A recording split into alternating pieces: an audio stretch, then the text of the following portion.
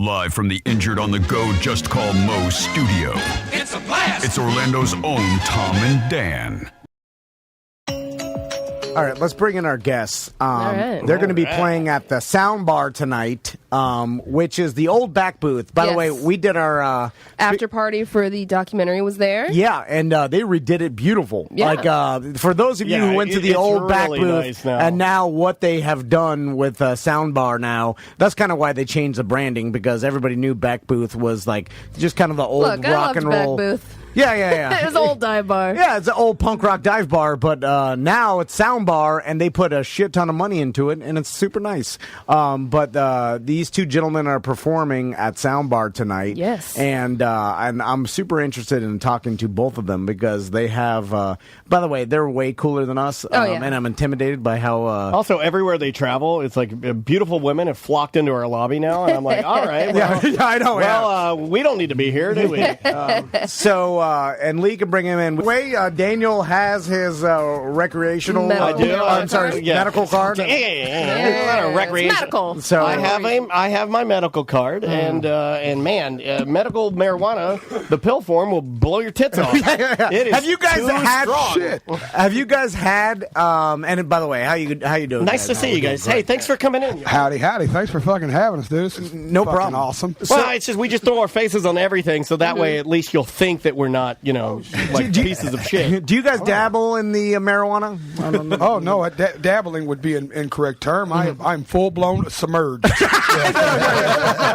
Have you noticed the difference between the medical marijuana and regular marijuana? Because it seems to me the actual medical marijuana is way more potent and strong. Yeah, no, it's way better, dude. Yeah. They take care of it more, man. Weed is a culture, man, and people are growing this shit like, I got the best tomatoes ever. They fucking never put anything on them. They're organic. There's a baby goat that feeds next to them. They give you all this shit on why it's the best tomato. Yeah, it is. So like imagine that in weed now. I was showing my mom. It's way cooler than tomatoes. I had on 420. I called the dispensary here in town called True Leaf, and we're Hello, True Leaf. We'd love to talk before we leave. Well, we're supposed to have them on very soon to talk to the lady that runs it. But I called up, and you, if I'm lying, I'm dying. You were here. I call them up. I say, hey, this is what I want. I want 50 milligram indica pills. And so they say, yes, sir. And then a beautiful woman drives over. A hot girl comes over with a bag with my name on it, walks in the door. I pay for my marijuana. She gives it to me. She's walking around looking at the studio, this kind of stuff. She walks out, and you're like it was, what a time to be alive. What a time to be like, I ordered weed from a hot girl who brought it to me, and these pills, they're just too strong. They're just like, I got to freeze them, cut them in half. And I did scream. I'm like, I can't buy beer before noon on a Sunday, but I can get Daniel can get weed delivered to the. So are we smoking in here? Well, we can't because people live above us. Respect. Just had to ask. I was going to say, roll one up. We would, but unfortunately, because these are live works, everything below is work and everything above is our tenants. Residencies. So it gets a little dicey. But the answer is yes. So Struggle Jennings is here, and you guys again will be at Sound Bar tonight, correct? Yes. Now I wanted to ask you, your grandfather, Wailing Jennings. How was it? I mean, growing up in the Jennings family, like how was? I can imagine that. Is it just like a normal family? Musical royalty. Yeah. Like I didn't really realize who he was on that level till I got older and became a fan. But growing up around him was amazing, man. He was probably the best person that I ever met in my life. Really? And definitely inspired me in many ways as a man and now as an artist as I've gotten older. Now I have here on the bio that Lee wrote out. I like that. I like you're passing the buck. Yeah. I see what you did there. Listen, don't punch me, punch the other guy. Listen, I see on your bio that you have a 20-inch cock. Is that correct? And if I'm wrong about any of this, it's Lee's fault. Punch him, not me. I'm too lazy to do my own research. So it on your bio says that you at one point in time you were facing 38 years in prison. prison. True. Now, God. what was first? How did that happen, and what was that feeling like? I mean, shit. At any age, that's basically your whole life. Like, yeah. you know what I'm saying? Sure. Like, I mean, yeah, you could be like, okay, well, I could do my time and get out, but holy shit, you're 38 years. Yeah. It's your Whole entire life's life. gone, yeah. Yeah, well, I didn't only just go through it once. I went through it twice. Holy shit. Do you want me to get into all the specifics? Whatever telling war stories? Yeah, whatever you're comfortable with, man. It's all good. You know, Get up and pull my pants down and show some bullet wounds and shit? no, Not do doing that. not pull your pants down. Can I pull my pants down? You can. Okay. Pull your pants down Friday. No, it was a crazy period of my life, and I had been engulfed in the streets just about my whole life, selling drugs. Where'd you grow up? In West Nashville. Okay. Oh, right West on. Side, yeah. So, this guy's been by my side for the last about 15 So you and of them. Jelly Roll known each other for how long? 15 years plus. That's a long time. That's Yeah, like me and it's- Tom, Although I don't think, Tom, to put it, I don't think you're at all ride or die. I think if shit goes down, I'll you rat could give you a fuck out. about Yeah, me. yeah. Even if shit does go down, I'm like, it's Daniel, get him. He's ride or buy. I'm like, not me, don't take me, take them. You should write that down. That's good. Yeah, no, so it was a crazy period of my life. I was facing federal charges for an attempt to possess with the intent to distribute oxycodone. Man, I'll get you. I had got set up. No transaction went through. No money was found. So it was a setup. But as I was fighting it, I got indicted for conspiracy with a whole bunch of Honduran and El Salvador's. Oh, no shit. No, literally, I want to paint this picture for y'all as it was painted on the news. Uh-huh. It's literally like El Chapo and all his cronies, right? It's like a 57-person indictment. It's all over the news. It's to the point where the pictures are smaller than these firefighters right here. I said firefighters because I just looked up stone and assumed that was a fire symbol. It's totally not a fire symbol. Those are all the firefighters. These are our firefighters. Oh, some stoners. Jelly was looking at the founders wall. Firehouse Yeah. sign. Looks like employees of the month. And it's literally all these pictures, right? And Yeah, these guys make your hook and ladder the best. It's literally, and then at the bottom there's this one white guy, and I'm just like, fuck, and he knows, and it's zero fucking Yeah. it's him. So they were and trying to basically put you with all these fucking. Yeah, it was a 200 key conspiracy case. They didn't have anything on anybody. They never found the drugs. A couple things were caught, but nobody's possession. A lot of phone calls, a lot of he said, she said from people. Was And, it like a bigger deal in the news because of your relation to your grandfather? Were they like, Waylon Jennings' no. grandfather's selling drugs? No, it was big news because it was a Big bust. Big yeah. bust, yeah. Yeah, but The bust was bigger than his grandfather. That's a big bust. Yeah, it would have to be. Yeah. I mean, And so at this time, were you you had your music career and everything, and this went on hold, or is this before you? yeah, no, I had a music career going, but I had 1 foot in, 1 foot out. I hadn't completely dedicated my life to it. We were cutting a lot of records and still doing a little bit of touring, but I actually released Outlaw shit the day that I got locked up. Really? And that's when shit snowballed. And I had a cool fan base, and now, a lot of guys fabricate that kind of stuff and then try to release their album on to piggyback getting some sort of fucked up street cred or something. Yeah. And it's different when you're really in it. Yeah. I'm sure you might have a different take on that than the guys that say they want that. Oh, definitely. And you were in it, and you're kind of like, guys, no. No, definitely. Jelly was actually doing a song with a guy one time. And I was so frustrated because I wanted to be doing more than I could be. But I was just wrapped up in that cycle. And there was a guy that was in the studio, and he was rapping about some shit that I knew he didn't do. And I literally came in the studio like, this is what you're talking about, motherfucker? Yeah. Wigging out because it was rough, man. Music's always been my passion. It's what I wanted to do. But I didn't feel like it was an option at the time. Sure. And it took me going through prison, going through all the changes that I went through to really just say, you know what, I'm going to give it my 100%. And since I have, I've got 7 kids at home, and we pay the bills well. God damn. Congrats. Doing what I love to do. Yeah. So you got 7 kids? Yeah, 7 kids. Lord. Shooting for 8 right now. Listen, he could come on a struggle in Lexus itself. and it would shit a coop out of his I can only imagine if I looked at the exercise level on his Apple Watch. I pumped my wife one time, and it says "boom shakalaka" is what it said while I was pumping her. I can only imagine yours would say "calm down." Also, when both my kids, and my kids are well behaved, but when they're running around, I'm like, oh my God, I scream at the nanny, come handle this. I need to go relax. So 7 poor tortured soul. I know, but so 7 kids, I can imagine that's how old, like, what's the age range? From 5 to 18. Wow. All right. God damn. Wait, how old are you? You got an 18-year-old? Yeah, you guys are young guys. Yeah. 27, I had her when I was 9. Yeah.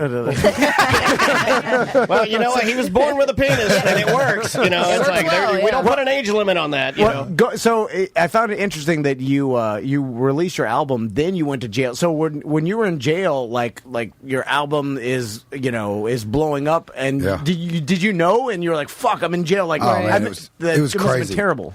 No, it was crazy because I recorded a bunch of songs when I was fighting my case.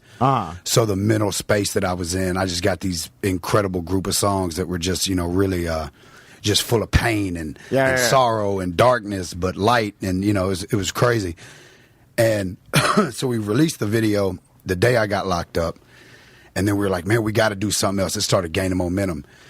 And a couple places had come in and done interviews on me. So we were like, okay, I got an idea. So we had them act like they were coming to do documentary footage on me, and we shot a music video inside the county jail. No shit. Yeah, first time it's ever been done. That's clever, man. Did anybody stop you? No, there's news clips. No, they didn't stop us. Like, we had all the paperwork filled out, but when it released, the sheriff went nuts. It hit like national news and shit. Like, they that must have pissed them off. They were so mad. They were so mad. I like how that's an awesome idea, by the way. Like, you're like, hey, we're gonna do a documentary. You film your music video in the fucking prison, and then I'm sure like the guards and the people around were probably cool. They're like, oh shit, this is cool. This is so cool. Yeah, this is the coolest thing that's ever happened. Yeah, I want to be in a video. Then 2 months later, she's on the news like, he duped us. This is horrible. This is terrible. Yeah, because then the politicians and everybody above they get pissed. They're like, what the fuck? You're making a mockery out of our justice system, And then, but it was a good message. I'm telling my son, don't be like me. I got to break this cycle. I got to tear down the black curtain. And I got to, I got to be the best man I can be, so he'll be the best man he can be. Like, it was a good fucking message. But they don't look at that. She actually said that the act of duping them overrode the message. It's like, no, it doesn't. I think it's actually pretty creative. You know? Like, it's funny. More people got the message because it's funny when you do stuff like that. They have the opportunity. Like, you and I've done stuff before, sort of like that. I can't really go into details about it, but not even close to that. But where you could draw a parallel, where if they could get in front of it and say, "Oh, we fully support it," then they can garner some of that positivity as well. But they choose not to, because at that point it just becomes like a dick out competition. Like that's. Well, we won. We had a bigger dick. That is awesome. I want to talk to Jelly Roll about you. You have an interesting story about you released an album called Whiskey, Weed, and Waffle House. Yeah, and that was like 3 of my favorite things. They were playing me too, man. Yeah, who doesn't in like that those? order, by the way. Whiskey, Weed, Waffle House. Now, Waffle House got pissed off. They were not. They were not happy. They were not as excited as we were. Now, did you? I feel like Waffle House should take the publicity, right? Thank you so much. Listen, to this is my argument about this, right? Yeah. So tell us what happened, because Well, so I've been dropping mixtapes since I was a kid. It's my thing. I just drop music. Sure. It's kind of like whatever. And I decided I wanted to do something to represent the culture of Tennessee. And I was like, Whiskey, Weed, and Waffle House. It makes a lot of sense where I'm from. Yeah. I love Waffle House. I've been selling pills in their parking lot my whole life. You know what I'm saying? Like, as long as I've been around Waffle Houses, I've been selling dope there. Have you ever walked into a Waffle House and you see a dude in the corner that looks shady and you're like, he looks like a resident here? That's me. If you've ever been to one, I was that guy. I was really connected to Waffle House. It's a target-rich environment, too. It is a target-rich environment. This was at the end of the CD era. So I printed a bunch of CDs, and the big mistake I made was I put the Waffle House logo on the CD. Oh, yeah. I didn't put nothing but a Crown Royal bottle, right, a weed leaf, and the Waffle House logo. Let me tell y'all, Crown didn't give a fuck. Never got a call from Crown Royal. Never one time did they call. Well, they also sponsor Carrot Top. You know, like they're like tight, and they just give him booze and money and chairs. They didn't have a problem at all, so they were cool. Waffle House was not. We passed, but I guess my marketing strategy was, and I didn't realize this was a marketing strategy at the time. I was like, we should just go pass them out at the Waffle House at 3 a.m. Because everybody in the Waffle House would love this kind of music at 3 a.m. Right? It's not like I'm going at 7 a.m. You know what I'm saying? Like, this is 3 a.m. shit. So like, 7 a.m. I take my daughter. 3 a.m. It's, you know, totally with my friends. Exactly, two totally different fucking things, right? You know, and they were pissed, dude. I guess they're based out of Atlanta. And we didn't know that. So we was passing them out in Atlanta Waffle Houses and then went straight to corporate. Oh, yeah. Sent me a big cease and desist letter, and I was still a street kid, a very limited knowledge of anything. Yeah. But I knew that was big. I knew that for Waffle House, because I was like 500 pounds at the time, which I'm still a fat fuck, but I was like he's finna die right now fat fuck. Whole different kind of fat fuck. Yeah. And I was like, I wonder how many times, because I think about all these fat people that have sued McDonald's. You see just story after story of, you know, I got fat because of McDonald's, and they take them to court. I'm like, I wonder how many fat people have done that to Waffle House, and then how many times Waffle House has then sued that fat person. This is me. This is like, I'm that guy. I cannot believe I'm going through this. So I hired a publicist. There was a lady at Gawker. I've always wanted to share her name, but she asked me not to from day one. There you go. That threw me an alley-oop. Really, it was like almost, I felt like a favor. She didn't know me, but she just felt really connected to the story and just went on a limb and did it. And she ended up writing for Billboard. She's had some real big gigs since, and I guess that's why she don't want me to ever tell them. She might help me again later in life. Shout out to you. Yeah, just hold on. But, and the Gawker ad got picked up by Jimmy Fallon, and he ran a thing on it, and it was my first national exposure. And at the time, I was living with my child's mother and her girlfriend and my child, right? And this was 5 whatever years ago, so it was still, you know, the gay thing was a big thing. So every reality TV show in America came to Nashville and tried to see me a deal. I just couldn't believe it. Yeah, it was like it changed my whole life. I got a production deal behind the Waffle House shit. Wow. Met with a guy that does TV synchronization, fucking signed away fucking most of my life to him for the last 3 years. Just now getting through that deal. He's a great guy. Shout out Jingle Jared. We love you. True story. Kind of a blessing in disguise. No, it was a huge, every part of it, dude. It was like, but it changed my life about how I look at media.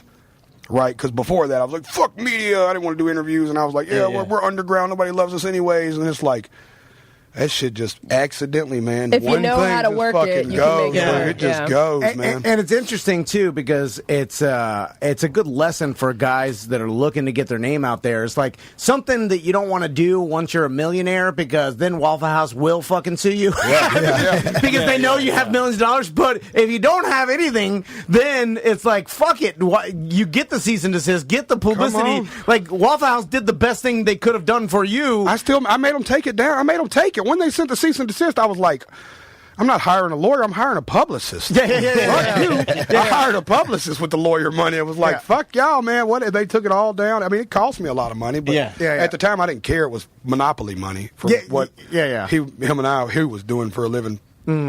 So I didn't care. Yeah. It's just, but it cost you $10,000. But in the grand scheme of things, wish. I wish.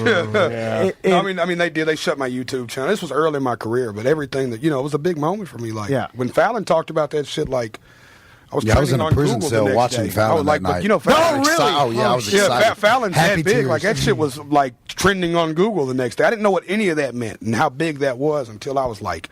Strangers were calling my personal line, like, "Hey, this is such and such with such and such production company. We do the Duck Dynasty people. We'd like to fly tomorrow to meet you." Wow! I'm like, really? Yeah, no shit. Come on. So, are you buying dinner?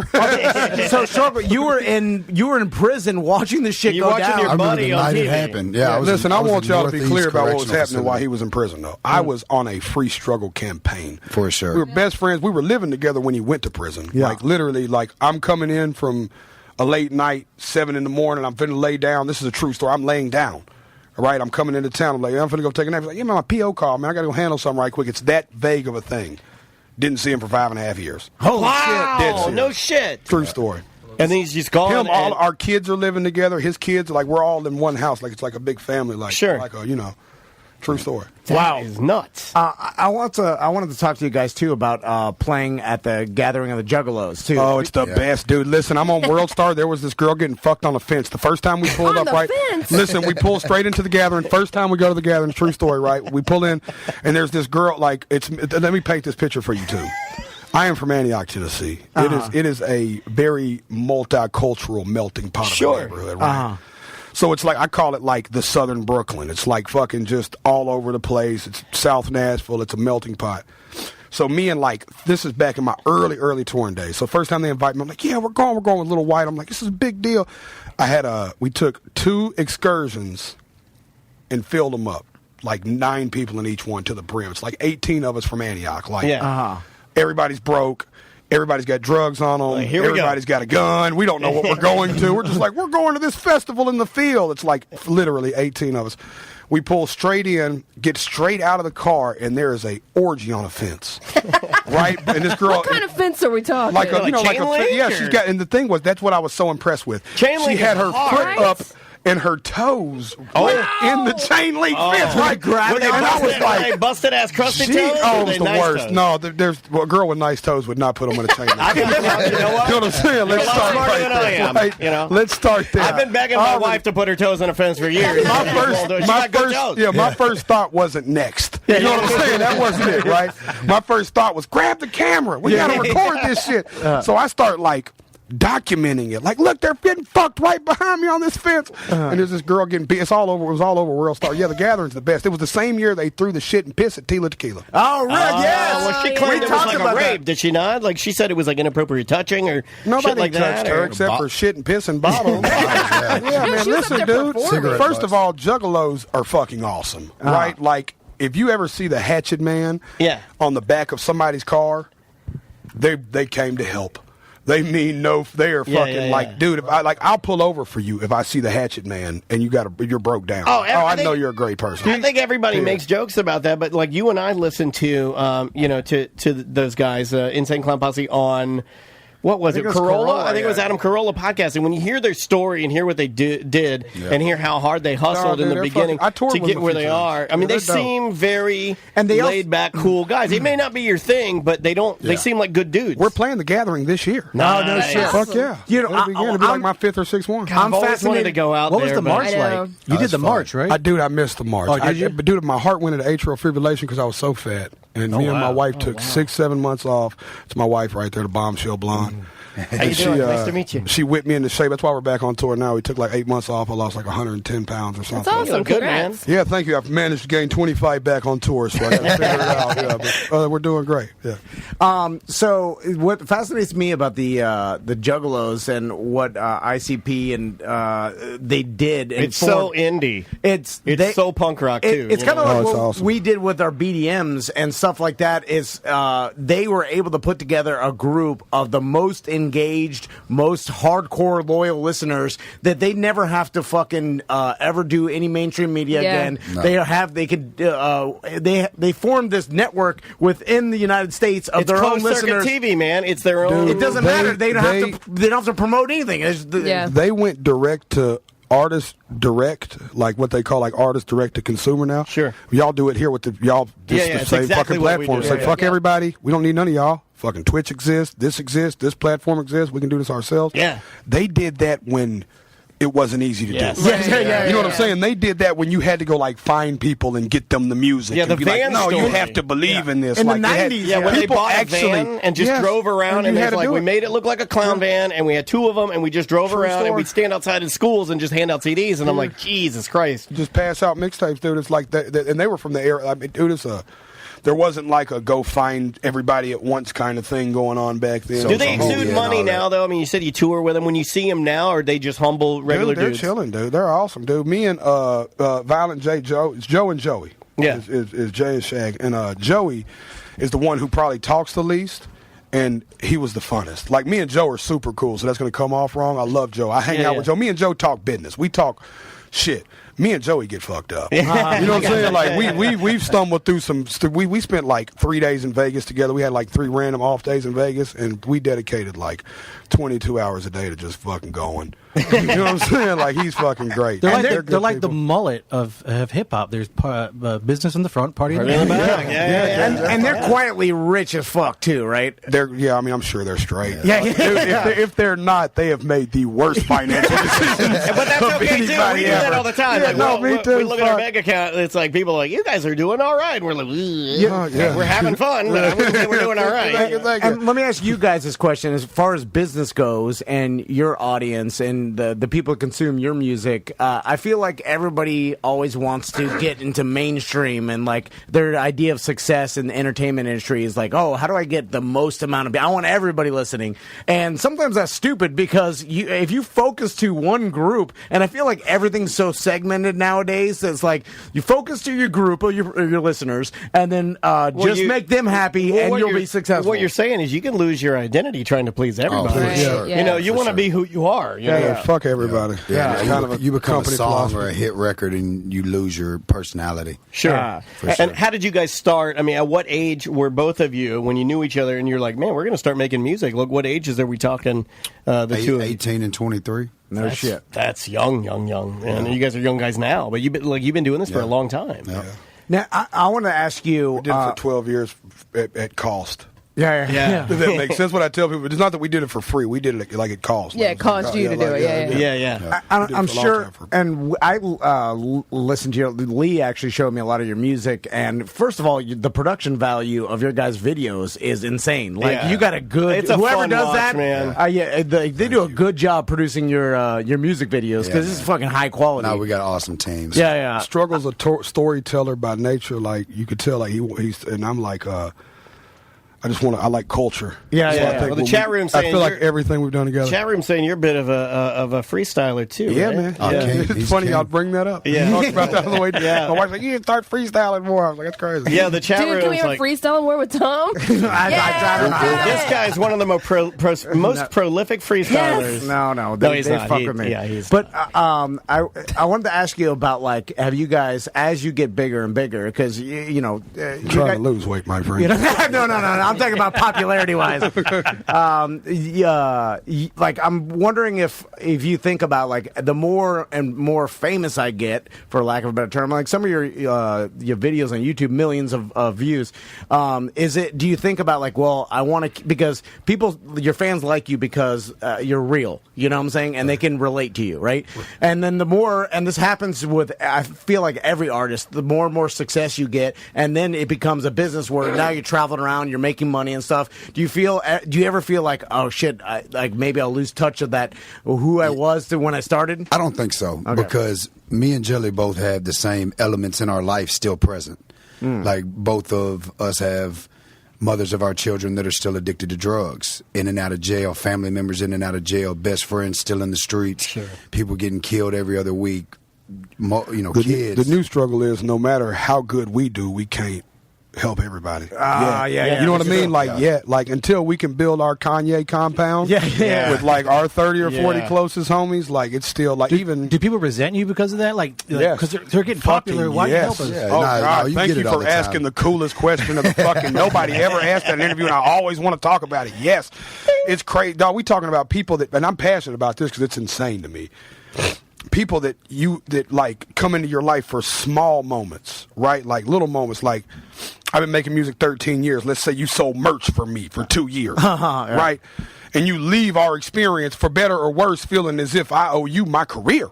Literally in your spirit or sitting somewhere right now pissed off that I'm being successful because you feel like you had so much to do with that for the 2 years that you sold merch. Right? And I'm just looking like, so someone's out there like, why isn't Jelly fucking helping me? Right. I wish it was someone. I wish it was some fucking one. It's fucking 12, 13 people. I got second cousins that I've literally never had a conversation with as an adult. Right? Like I don't remember talking to you as a grown man. Like whatever, right? You grew up together. Maybe. even then, like it was one of those grow up like we You see see you at him every Christmas once or in a while. fucking, like You they passed fucking at the everybody, barbecue one like time, fucking whatever. That literally. And do they ask you for a bunch of money too? That's what Dude, I was we're not- surprised. It's not like they're asking you for like a $200 loan. Well, let me also. I'm glad we're going to talk about this too. I wish I could get everybody out of my life for $200.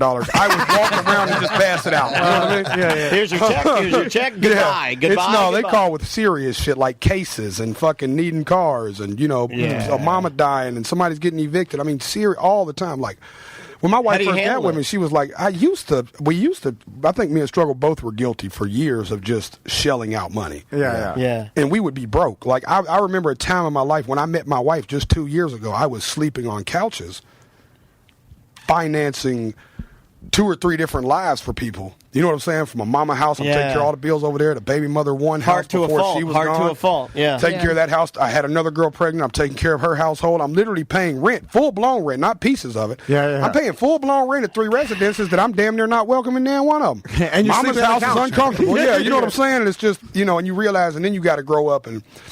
My baby mother going to jail, not even jail, getting strung out, and me and my wife getting married, and we getting custody of my kid, full custody of the kid was like, now it's different. Now it's like really fuck everybody. Yeah. Yeah, and I had With respect, I mean literally. 'Cause you can control the fuck, family unit now, Man, yeah. motherfuck everybody, dude. I And got had to the try to 5 get my years. kids straight. I had the 5 years gone where, of course, none of them sent me a fucking thing or reached out or anything. So now I get that as an excuse like, oh, yeah, where am I at? Where were you at? Yeah. You didn't visit me My in jail.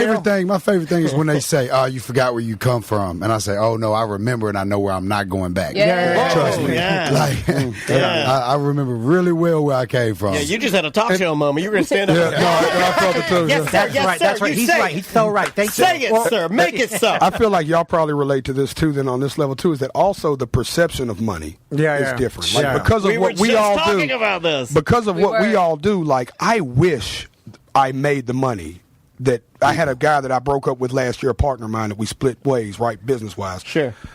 And if I wish I made what he told people I made. Yes. Like when he left, he was like, he made fucking $800,000 this year already. And I'm like, I fucking wish. I would be so glad to hear your bullshit right now. I don't think there's not a problem. I wouldn't be excited to wake up for that $800,000. Well, because entertainment, yeah. especially music and what you guys do, like, of course, everybody sees you. They see the It videos, looks, or, they can go to Soundbar and see you guys, Exactly. Nice bar. You see a nice hotels. Sure. You see, we're always drinking, but this is a road life too. We do make money, but with that, a lot of it goes out Cost. the window. Yeah, it's just fucking.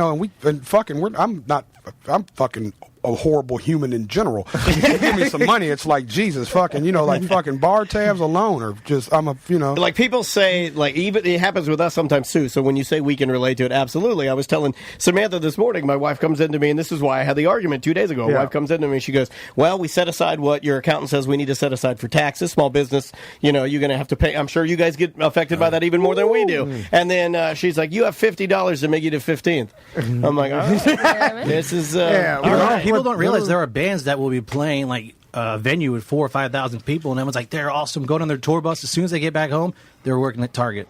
Yeah. That's the only job. Target hiring. I've got 7 kids. If we go to McDonald's, it costs $200. Struggle 7 goddamn kids. Holy shit! The gas station's $30. I go with them. The gas station's a $30. Just for chips. so you can share a bag. Go to the movies just alone for tickets would be like $100. Struggle at the movies. You guys should do a video. Struggle at the movies and just They've all add it all up. got. When we say we're having a movie night, it's like they all want to bring their friends too. So we literally got like an entire row of like 15 people. I've got it on my Instagram. You can see there's a couple photos of like 15 of us in a row. Let's talk about the new album, Waylon and Willie 2. Yes. And when did it just release? It's brand new, right? I mean, a relatively new. It came out March 23rd. Yeah. So birthday. Yeah. So tell us a little bit about that. Changed our lives. It's been incredible. I mean, we did. How long did it take to put together, though? Like, I love about 21 days. 20, yeah. About 24 Really? days. But when we say 21 to 28 days, we like got in the submarine though. Yeah. Like 10-hour days. Yeah, in the 12-hour days, yeah. 5-6 days a week, literally. Because studio time, I mean, obiously, I think It's expensive. Yeah, it's very for sure. expensive, especially if you want it done right. Yeah. We listed a little bit of it. It's phenomenal. Sounds great. Yeah. We definitely didn't spare expense. So we did the first one that came out, and it was October or November that we actually released it. October. Okay. I think. We should know that date. I remember March 23rd for sure. Cause, I guess. We dropped the first one, and we didn't tour it. We just kind of let it linger, and it did good. Yeah. But I told Strug, I'm a big Fight fan, and I felt like a rematch was in order. You know, like just as a the fighting spirit in me was like, you know, like I'm passionate. Like this is our music, man. Yeah. This isn't just like this isn't just our music, like ours, like me and him. I say ours as I'm speaking for like I guess a couple 100,000 proven people now. Sure, This is our music. Like 3 million according to the video. I watched. It's like they expect us to speak. Fuck us. They expect us to speak for them. And I was just like, we didn't miss, and I don't want to say like we missed.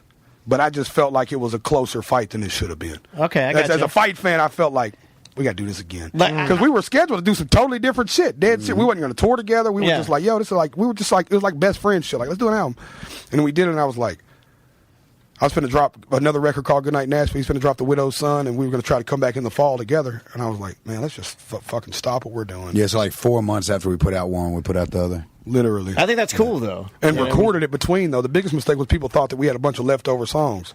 No, complete all new stuff. Yeah, I felt like a fighter, dude. I was pissed off. You know what I'm saying? Like I don't want to say it failed, but it didn't meet my expectation. And I was like, I never blame people. I'm a guy in the glass kind of person. I think that's how I got where I am. My personal philosophy is something goes wrong, fuck everybody, go straight to the mirror. What did you do here, Jelly? How'd you fuck this up? That's you, buddy. Yeah. You know what I'm saying? Yeah. I look at myself. Straight. Yeah, you look at it, you're like, well, how did I do? Period. Yeah. I told my daughter the other day she told me she was late. I don't know. She blamed something on something. I was like, Bailey, that's not accurate. That you didn't pay attention to the detail. You didn't look at the time right. Yeah. That's where that started. Not that has not. You're deflecting. You know, with her mother being how her mother is, we can't accept that in our house. You know what I'm saying? Like, you got to start that right now.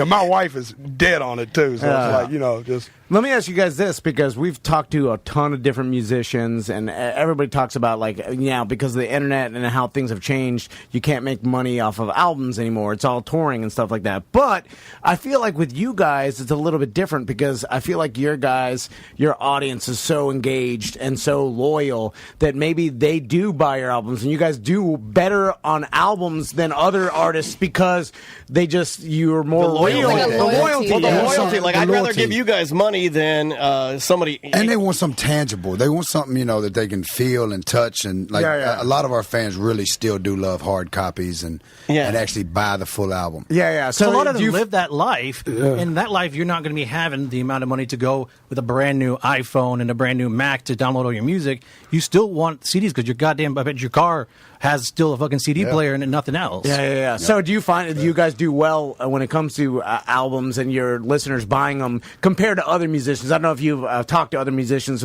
We have, and they're like, well, we can't make money on albums, only touring. I know that what I do know, like, we work with a lot of country music people because of being home. Yeah. And I know that we sell more merch. Like, let's say there's 300 people in the room tonight, right?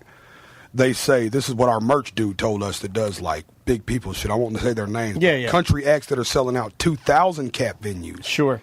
Are selling the same amount of merch that we're doing in 300 to 500 cap venues. Yeah. Does that make sense? Yep. Like, as far as totally like the fan base being really engaged and representing, and like, I tell people, if you listen to our music, like if you really end up listening to it, like, and subscribe to it, it's like a culture thing. Like, it's a feeling thing. It's not like.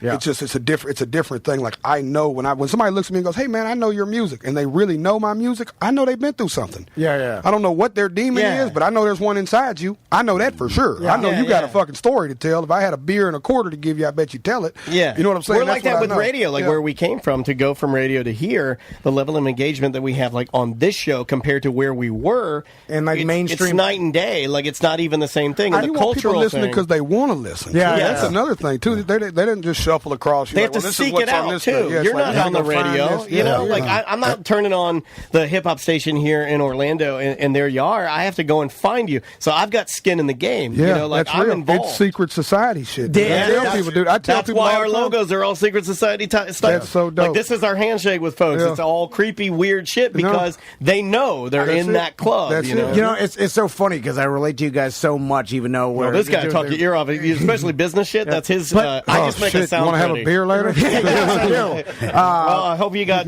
30 beers. And again, what's the easiest Got way a bottle to of tequila. get your tickets for Soundbar tonight? I just show up tonight. Okay. I don't know if there's still tickets left. Yeah, I know. I think Maybe sold out. there's tickets. I don't Okay. think we're sold out. Yeah. We're not as we're breaking Florida. It feels like. But going back to like the merch thing, I remember when we left regular terrestrial radio and like working for Clear Channel and shit, and started doing our own thing. And we were Shout out to y'all for that. We were selling thanks, merch. man. We were kind of forced out, but it was the best fucking thing we've ever done. Because fuck big corporations. It's hard, 'cause they fuck but you in Listen, the man, ass. force outs are great. I tell people all the time the biggest problem we have as men is breaking up, and not with women. As a man, we're guilty of fuck our woman as soon as something goes bad. Yeah, she's a bitch. You know what I mean? But like, as far as like on some homie shit, we will like. Y'all probably should have left the station years ago. yes, yeah. You feel me? You know what I'm saying? One of Yeah, those things that was like, but it's one of those things like it's like men have this Jelly Roll weird ass psychic. nature. Yeah, you know. But like a couple of years ago, I remember telling someone at the radio station, like when we were selling a lot of merch and shit. We were packing that shit. You guys did this. You put the CD in the sleeve. You write thanks for listening on it. You put it in the thing. Yeah, we in my garage doing it. I was telling him, I'm like, he was like, how much merch are you guys selling? I see your shit everywhere. And I'm like, dude, we're about to sell like 6 figures in merch, like hit it over 100,000. And they're like, no fucking way. I couldn't even convince them. They're like, you're fucking lying. That was me. But I was like, you don't understand. Now, you guys know it's we make way less actual profit with the cost of everything and shipping and shit. Yeah, It's but like the audience is there. 20%. Like you guys have the listeners. you Yeah, know. but they just didn't believe it, and I totally relate to what you're saying. It's like there's country acts that are like, they got the labels and all this stuff, and they're fucking doing the same amount of merch you guys are doing because your audience gives a shit and they care so much. And they're on the radio, and they got a cool bus. And they got sponsors, and sponsors don't sponsor us because fucking my wife smoke kisses too much other women. weed? I smoke too much weed. My wife kisses other women on my Snapchat all the time. But do you think that's changing? And a reason to subscribe. Yes. I mean, shit. Do you guys know Mike Busey at all? That is that is my fucking Okay. brother. I knew That's it, my I knew fucking it. twin. We had a feeling. Because We were just talking about Busey here. Dude, we're like 6-7 years strong, maybe 8 years. now. Yeah, because he shot my Dude's got first the- music video. he's got the worst. It sucks because people talk so much shit. We even did. We didn't know him, and I admitted that to him when we went and interviewed him. And I'm like, dude, I didn't know who you were.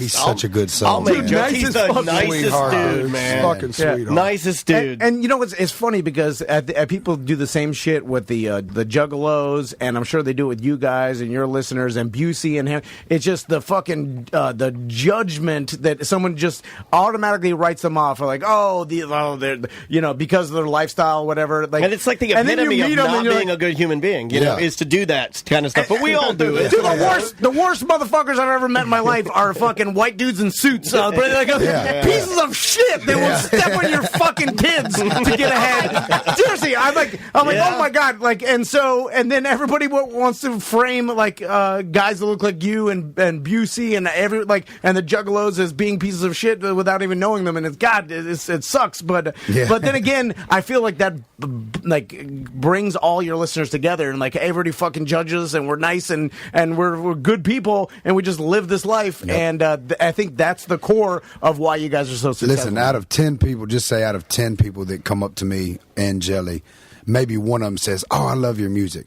The other 9 say, "You got me through addiction. You got me through a divorce. You got me back with my kids. You got me back around my family. You brought me through dark times." That means more than anything else. And I feel like even with the other shit, like me and my wife were talking about it, I think it's just about how come we can't be cool?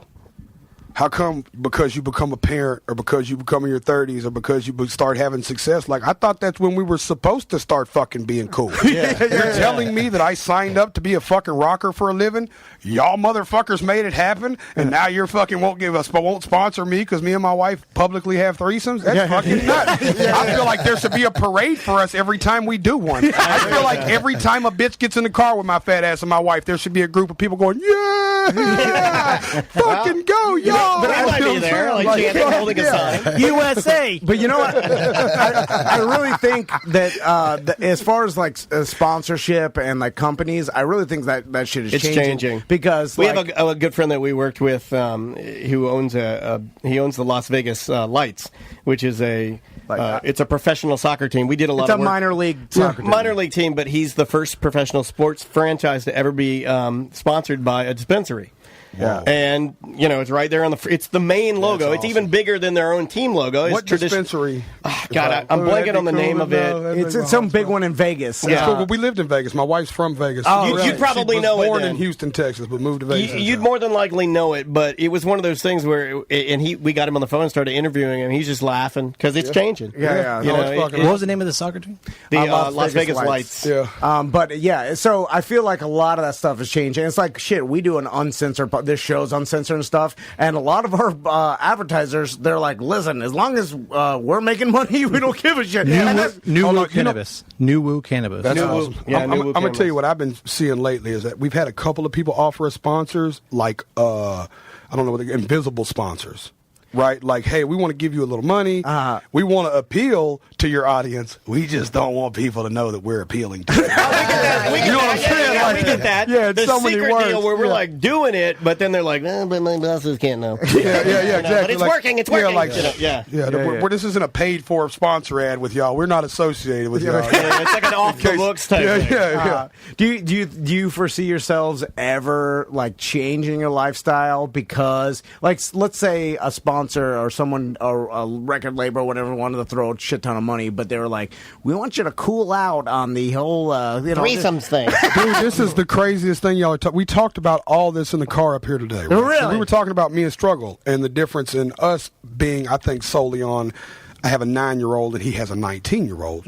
So like from perspective and perception, like he, and I realized that when Bailey's 14, me and my wife got to probably have a different, it's at that point it's, I guess we're going to have to, everything's going to, but it won't be because I'll never change who we are for anybody For a but our sponsor, kids. If that makes sense. I think the evolution will be inevitable because of even then, we were just talking about it. When me and Bunny first got together, we put all our threesomes on Instagram stories. Literally, like full, like everything but the dick. You know what I'm saying? Like literally. And that's the name of our new album we're dropping this Everything week. but the dick. Everything but the dick. That's fucking awesome. It's 2 though. Everything but the dick 2. The first one I didn't feel. I felt like we needed more. Can I show your wife on her? It's new. It's everything but the dick uncut. Tom, that is the creepiest thing. Can I show your wife on her webcam? That's some creepy shit. I'm sorry.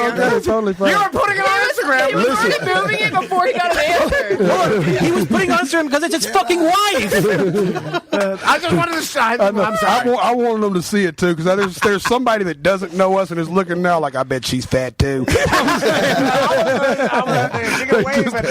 Somebody mentally. All our listeners are going to be like, "Oh, there's a chance for me." Dude, no, he's giving fat people all over the world. I like first comment. First comment is wow. It's just fucking great. So yeah, you're right. It's the same thing with me and Daniel. Like when we had kids, my youngest is about to turn 4. But so you think it's easier for you because he's got 2 boys. I have the daughter. Oh, so like the daughters. Yeah, it's so different. Even with a little boy, I have a little boy too, and I look at him like a little wound up doll.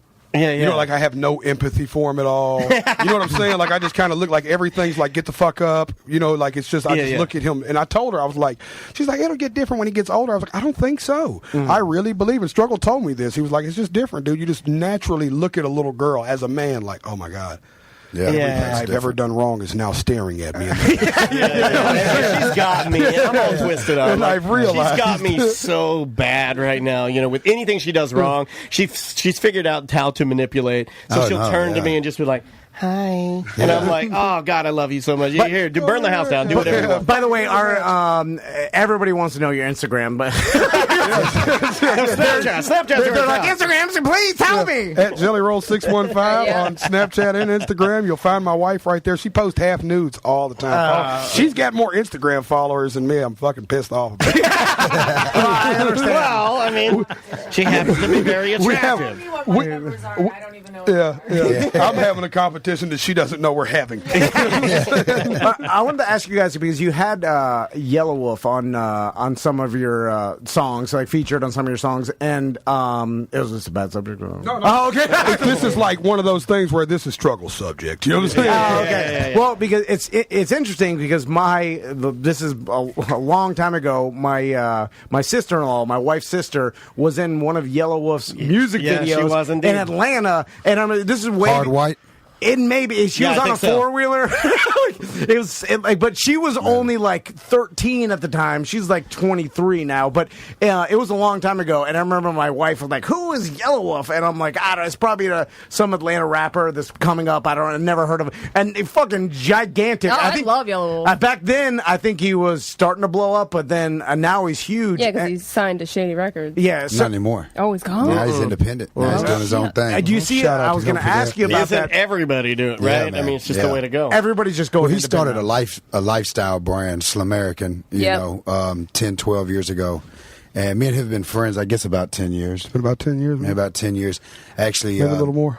We had reached out to him. He didn't have a situation or anything yet. They were doing a movie about my life. And they were like in the process of it, writing the scripts and finding all the actors. We were getting Billy Bob Thornton to play in it. Drea DiMatteo, you know, my Uncle Shooter has two kids by Drea DiMatteo. Yeah, yeah. So she was going to play my mom, and we were looking for somebody that had that look and that could rap. And he actually came and auditioned for the part and like was going to play me in a movie. And we just clicked up, and he was in jail, so I was looking for another friend because I was missing him so much. And it's nice that you guys, you know what, I will say that it's nice that you guys have other friends when each other is in jail. Yeah. I think that's a good, it's healthy. Were you in jail before? He did. So the thing is, my case was 14 grams of crack. His case was 200 kilos. So when we have interviews, they tend not to talk about my pebbles. There's sprinklings. No, it's a whole different thing. But yeah, so it was one of those things. I was in jail about a decade ago. Oh, okay. And my little girl was born, and she was like 2 when I came home. And while I was gone for a possession of, literally I got caught with like 14 grams of crack. In my defense, I didn't know it was in the car. Yeah. It had fell off of a bigger pack. I mean, I was a petty crack dealer, yes, but I didn't really, you know, what I told the police it was a thing. But I was on probation for something I did as a teenage kid. I grew up in the juvenile system. Got charged as an adult. Just kind of my story was like much more of a juvenile based thing, like literally 14 to like 20. Yeah, I was home for like 7 months or something. You know, that whole stretch. I hit puberty, jacked off for the first time in jail. Had a girl touch my dick for the first time in jail, in juvenile as a kid. Like the first time a woman ever actually touched my dick. I was on the cookie stand, and this girl I've been flirting with, sending notes through. You know what I'm saying? She reached and looked like. It was a thing, man. It was a big thing. I went through all that. I grew up in. Oh, that's in the weird. System. Like it was puberty through jail. That's crazy. Well, imagine coming home with a little beard, and you know what I'm saying? Like, you know, like everybody's like, "Damn, you fucking grew whiter and taller." You know what I'm saying? God, my kids are gonna be so soft. So I was in jail, and I would call, and like every 3 or 4 months, because I knew I was just doing like a year. And I would call, and the last time we spoke, he'd be like, "Yo, man, I'm in fucking Atlanta with this dude named Yellow Wolf. This dude's fucking da-da-da-da-da, and I'm doing this." Because somebody sent me a picture of him in a Porsche. I was like, "Oh, shit, this is awesome." I was like, "We're coming home to some cool stuff, man." He's out there with a Porsche, and we did. We came home to some really cool stuff that was short-lived by his Fed case. Yeah. So real quick, just so all our listeners can find your music, what's the best way for them to get the new album and you know? Or what's the way that you make the most money? Even then, I'll tell y'all the truth, man. That's what I was going to say earlier was we didn't get to really live in the glory years. Like the CD glory years for us, we passed out a bunch of CDs, and it cost us a lot of money. Yeah. So like, fuck, this is great. I don't care how you listen to it. I get paid for it. It might have been more back then, but fuck, I wouldn't know. What I know now is that I'm making more money than I'm qualified to. In any merit. You know what I'm saying? Throw out your website, throw out your social media. Yeah, JELLYROLL 615 on Instagram, JELLYROLL 615 on fucking Snapchat. Sure. I'm at I Am Struggle on Instagram. I am .struggle on Snapchat. Yeah. And Soundbar. WaylandandWillie2.com, but I think it's the number 2. Yeah, it's the number 2. Wayland and Willie 2. And you guys tonight, Soundbar. There might be. I'm thinking there are some tickets, so go snag those. Yeah, Wear your please. Tom and Dan gear if you're heading out there. Yeah. What time I think show our start? chatters want to know if Bunny will be there. Bunny is there. Bunny is there. And Bunny will bring you home, ladies. All right. This is not a gimmick. I tell people all the time, do not flirt with my wife if you don't want to come home. before they came in, I had my wife on the line to talk about going to a Yanni concert. I heard that. I know, yeah. I gotta hang out with you guys. Fucking doing this wrong, man. Yeah, I know. God, I'm so. Oh, but Bunny says bring your wife to her. God, USA! Could you imagine? I can't imagine it, and I'm going to later. But it ain't gonna fucking happen. My wife's a fucking nerd. God, I love her. I love her. I just like I used to be. I feel like This guy gets drunk in the pool, and then he starts trying to do get swinging, and then his wife's like, yeah, we'll swing. Come with me. Let's go to the bedroom. And then she just puts him in the bed, and then she goes back out. Puts him to bed. Night, little baby. I feel like I missed my window of time because I remember Busey used to reach out to me back in the day. I used to do this thing on the radio called Drunky the Bear. I'd fucking jump shit and fucking party animals. Here we go. I think we should bring back Drunky the Bear. I think it's Drunky the Bear time. But we could go to Busey's tonight. I know. Yo, they're having a members weekend this weekend. Yeah, it's fucking going to be a fucking shit show. I think we have an open invite. Right? Yeah, Yeah, he said to me Mike has said, and he's invited us before. He's like, "Come out, we're gonna come party." But I'm like, God, have y'all ever? Y'all have been, right? We went the day before, like his 4th of July party last year or something. We interviewed him. We went to his new place. It was like compound. It was like a week after Bert compound. Kreischer was there, and he got his new teeth and everything. Wow. And so he was floating in the clouds because he's so happy. You know, like no, that guy's incredible. He man. has been. He deserves it, dog. Like he does. He's another one of them underdog stories of somebody who's seen his vision when nobody else did. Yeah. When everybody's like, "You're fucking crazy!" Like, dude, he used to pull up in like a leopard print van. Yeah, he still has a decade ago. Yeah, for also, sure. Also, how like, cool is it you just get paid to party? Well, I dude, mean, he always was a like dream. When we interviewed him, he's like before Snapchat and shit. He was struggling to try to put. We were talking about that before, like the amount of money he makes doing that Snapchat. Like it's that kind of thing where it makes you mad, not because of jealous, because you're thinking, God damn it, I should have fucking done that too. It's crazy. Well, dude. he had built the following, and then the problem was technology just wasn't around to be able to monetize it. And then all of a sudden, when it was able to be monetized, he had the following, he had the engagement, the loyalty that you guys have, and then he was like, boom, and it was able to, as the Snapchat hit, and then he was able to have that Patreon method where your listeners are just paying you, and boom, fucking, boom shakalaka, millionaire. Don't say boom shakalaka. But speaking of Yellow Wolf, we'll be touring with him later this year too. What? I'm in. There you go. We're announcing all the shit here. Yeah, I love it, dude. I didn't think we were supposed to tell that yet. That's why. I don't think I was supposed to say we're playing the Gathering, but it's like fuck it, we're playing the Gathering too. We're playing Louder Than Life in September. All the festivals we're not supposed to announce. Can we announce where we're playing Sunday? We're at Carolina Rebellion. Yeah, we're at the Carolina Rebellion Sunday. Oh yeah. There's a lot of good bands of that. Crazy. It's crazy. We're the only rappers this year. It's cool. Oh shit. Well, guys, I thank you so much for coming in. Yeah. You're cool as Dude, shit. We wish you nothing but the best. I mean, continue the Likewise. success, but I know you will because you guys are you're good folks. Dude, thank y'all, man. Anytime you're come through Back in town, Orlando, yeah. please come in. I'd love Definitely. to sit down with you and just talk to you about like the whole just more about your life because we do a segment called Chatting with the Masters, and I'd love to just sit down and have like an hour like just conversation with you. Oh, man, We'd love to come in and be a resident as much as you'll welcome us here. 100%. I don't want to say I came in thinking it was going to suck, but I didn't think it was going to be cool. This has been fucking awesome. I knew it was going to be cool. I knew it was going to be cool when Denham White hit me up and said, it's called A Mediocre Time with Dan and Tom. I was like, yeah, that's some cool So you shit. got the name right. No, listen. Me first. The mediocre. Listen, when he's it's Tom and Dan. Shit. At least you got the names No, but it right. should be Dan and Tom. Y'all sound like us. It's fucking great. Y'all are like the radio version of fucking Me in Struggle. Yeah, like the dynamic is very He's still similar. trying to get me to change the next album to Willie and Waylon. Yeah. I tried to do it on this one. Let's just call this one Willie and Waylon instead of Waylon and Willie too. When you I said lost I'm that saying vote. all the shit I don't think I'm supposed to say, and the serious look the struggle got in his face is you and I. I blurt out all the dumb shit, and you're just like, oh. Fucking A, man. But you know what? The funny thing is, it's the opposite when we're live. Because when we're live, every night struggle is a grenade. Yeah. You never really know. Yeah. Every time he starts to talk, I just go, oh, God, please. Oh, God, please. That's the tequila.